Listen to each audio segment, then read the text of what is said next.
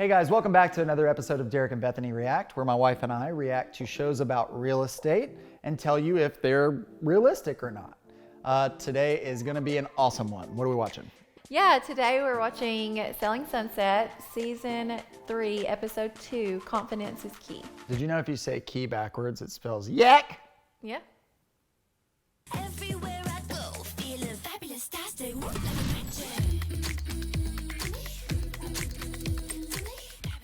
We're having our best week ever. We just got into over $20 million of escrow this week, guys. That's awesome. 20 million in 1 week. So when you hear the term in escrow or in contract, that literally means that you have a buyer and seller that have agreed on a purchase agreement and signed and bound a contract for a specific house. So when they say you have 9 million in escrow or we have 10 million in escrow, that means that that sale of 9 million, whatever it was, is now under contract and in the contract to close process. So remember that if you ever hear that in escrow, if you've ever wondered. Yeah, I'm seriously, if she's not gonna be reliable, if I can't feel like I can rely on her professionally, then she's gone. Look who just showed up. Being on time means you're 15 minutes early. Being late is you're on time. I know that's a joke sometimes and people take that way too far, but for me, you can correct me if I'm wrong, I like to be on time as much as I possibly can. There's things that come up, I get that, but for you to just flat out say, you know what? One of my problems is I'm just not on time. So if you want to see a house buyer, I might show up, I might not, I don't know. Yeah, and she also had that issue prior in a prior episode where she was like late showing the house, and that could have been a really big deal. Yeah, They're not showing. almost lost it. They are not showing $300,000 houses. They're showing. Even then, if you're showing a $100,000 house and it's Well, a shack on the side of the road, I agree. I'm gonna be there on time to show you the house I one way or agree. another. If you want to get people to come to your Brokers Open in LA, Botox. Veggie burgers and Botox. Heather's like, yeah, I'm there. 4-bedroom, 5-bathroom. There's a lot of people here.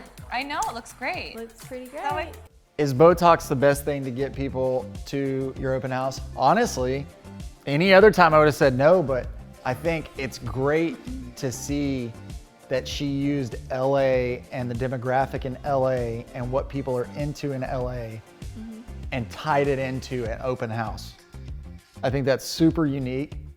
Botox is weird to me, but hey, if it Well- works and brings people to the open house and it fits the demographic and it fits what you want to happen, which is sell your house and get a bunch of people in, I don't know, I think that's a genius idea. Yeah. So as far as something that's unique around here that's been done is we know of a friend of ours that was hired to come and set up a VR room, a virtual reality room, for people to tour on the open house tour as well. So there's all kinds of things that you can do to really draw people in, but it has to be a wow factor.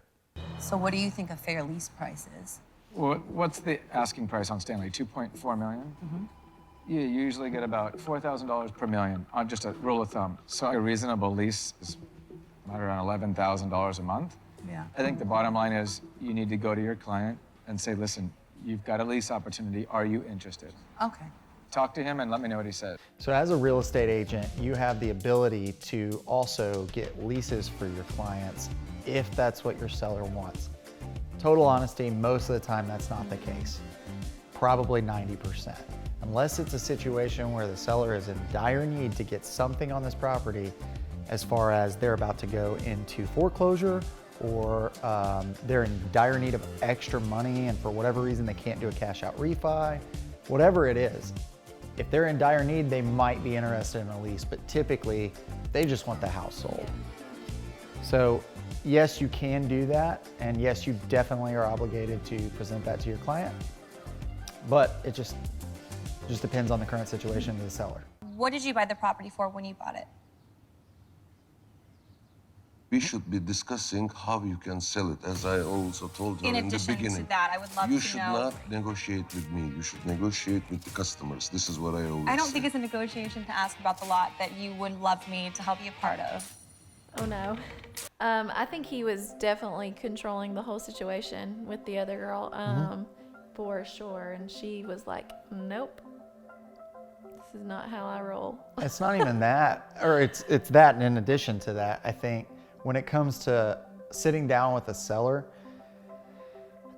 if it's that big of a house and it's that much money that they want, sometimes that can be daunting as an agent, and you just fall and say, yes, whatever you want, I'll sell it. I think we can get it. And then now you're stuck, and she was stuck, and then Christina may have just got her out of it.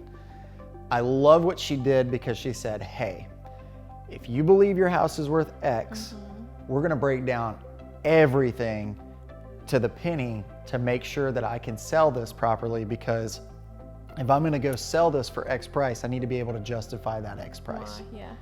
And that's what she should have done on the front end, but she didn't. And now she came in and it really made him mad.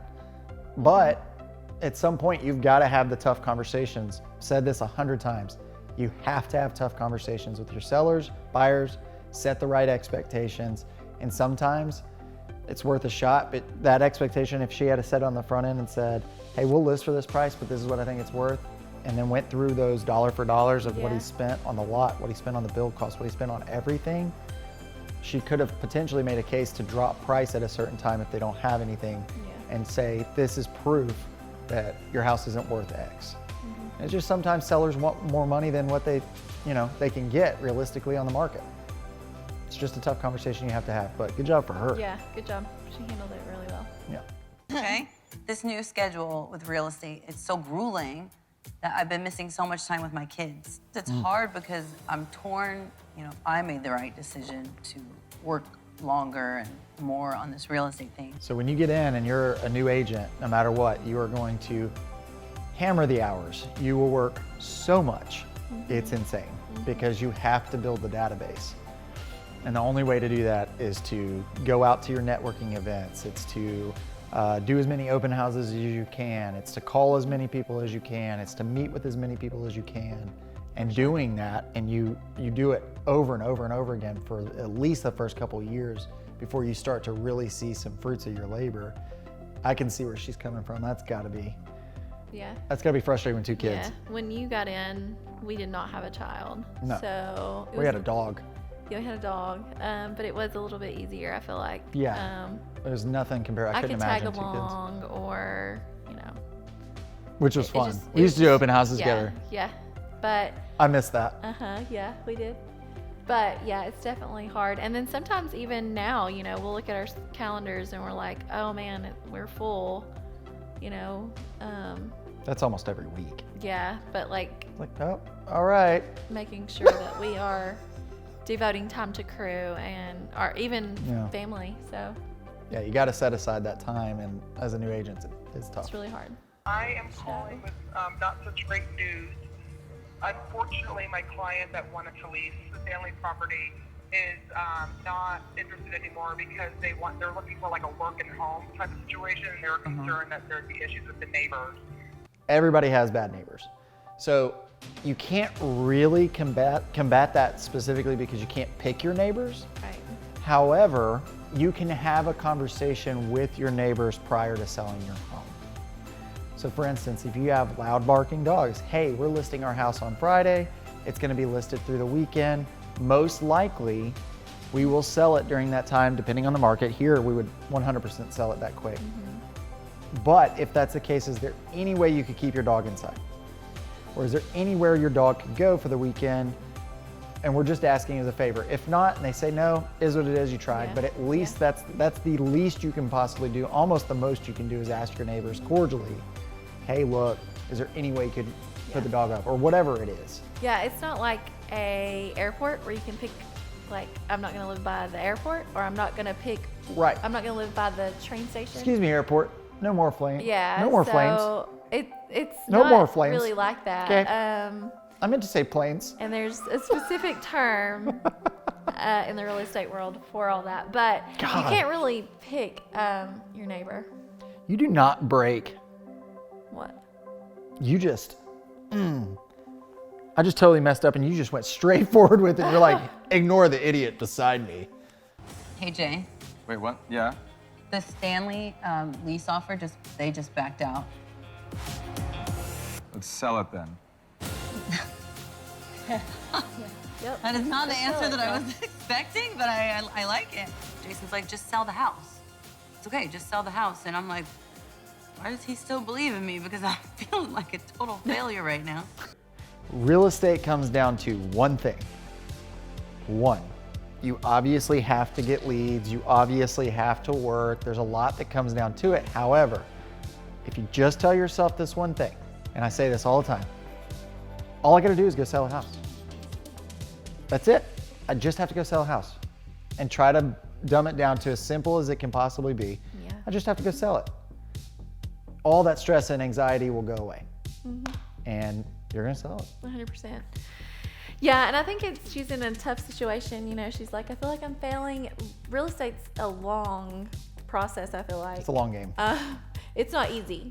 So like if you get a client, well, she's selling the house, so it's a little different. But if you get a client and they're not pre-approved, then you stay with them, you get them pre-approved, and then you go and you help them, and then you help them with interest rates, and then you show them houses, and they miss out on houses, and then it's just like a long process. And then once you get them under contract, It's like, there's like a whole other slew of stuff that and then you're like, oh no, You have the contract to close process, you have appraisal, and you have inspections, and you have everything. everything has to line up, and then it's like, oh, then you get paid. So with her situation, she just got to sell the house. She's, but You just gotta sell that gotta house. sell the house.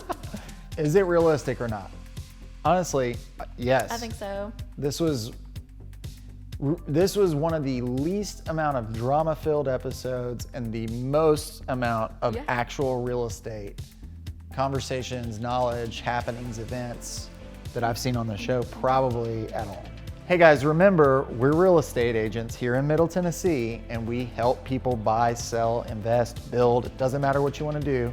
That's what we're here for. We do this every day. We're full-time agents. So if you are interested in doing any of those things, obviously reach out to us. Go on our YouTube, follow and subscribe our YouTube channel. Also set a reminder in your phone at 10 o'clock tomorrow to go and follow us on Instagram and go and follow us on Facebook if you haven't done it already. Guys, thanks for joining us on another episode. Have a great rest of your day.